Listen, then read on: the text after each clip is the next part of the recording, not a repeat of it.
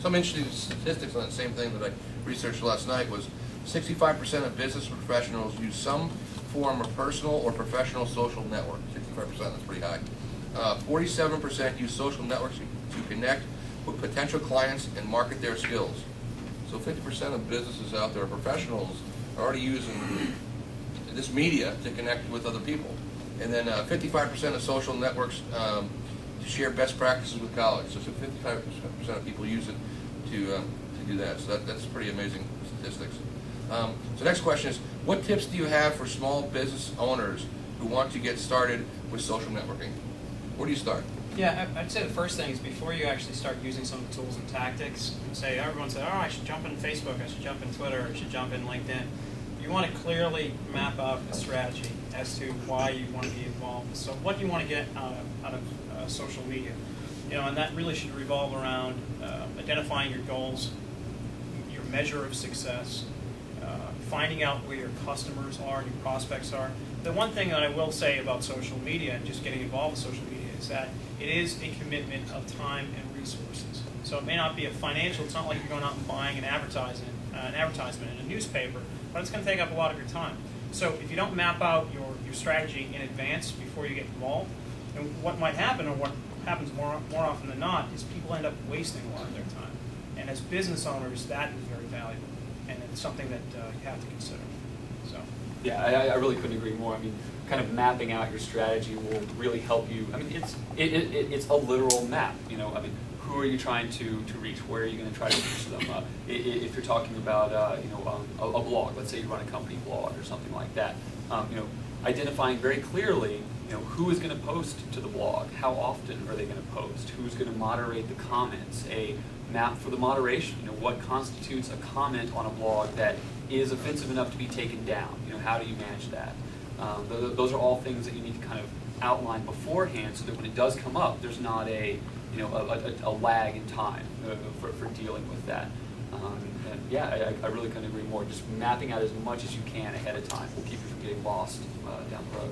If it's okay, if you're interested in how to put together a protocol for your company, it seems like it might be a good point. We actually did a white paper on it that if you guys went to our website, just go to the resources section, how to implement a corporate social media protocol. Give you all the steps, a lot of them you just mentioned, which is great. So. Great. Next question is, how do you suggest deciding which social network sites to participate in? I would say, it's really important to start with, the big three. Really, the big three really are, Facebook, LinkedIn, and Twitter. Twitter has some interesting applications, and we can talk about that maybe a little later. But I mean, that's where kind of the critical mass of these are happening. There are a lot of niche networks as well. And again, I work with real estate associations, so there are real estate, kind of niche networks, Active Rain and Realtown, and all these different ones that if you're not in the real estate industry, well, you probably haven't heard of.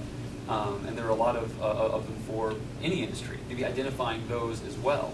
And I'm sure that there's probably a question about ROI. We talked a little bit about ROI as well, but kind of identifying which then maybe of those networks is giving you the greater return on your time investment, and then spending more time on that network. The ones that aren't working as well. Maybe spend a little less time or discontinue use of them entirely. Yeah, absolutely. And I think the other thing I'd add to that too is that understand why people use certain social networks. So if you look, just take those couple for example. So a lot of people when they use Facebook, they think that they're utilizing Facebook because they want to stay connected with their friends or their family and just keep up communications. Whereas people who are utilizing LinkedIn, most of the people are utilizing LinkedIn with a business purpose in mind. So that's just something to consider when you're mapping it out and you're looking at the three big things and just putting together your strategy. Yeah, and just kind of piggybacking on that point, it's understanding why and how people are using these different networks is really important so that you maintain the style of communication that's already happening there. So if you go on Facebook and you befriend people and you start blasting out the same kind of communications as you do on LinkedIn or some more traditional marketing channel, it's going to turn people off because that's not why they're there. That's not the type of communication they expect to receive. So one thing that might help also that's kind of that I always recommend people do is when they join a new social network, just to listen for a while. Befriend some people and just listen to the style of communication that people are putting out. I recommend that for using Twitter, Facebook, no matter what it is. And it'll give you kind of a sense of how people are dialoguing on there so that you can maintain that style of communication.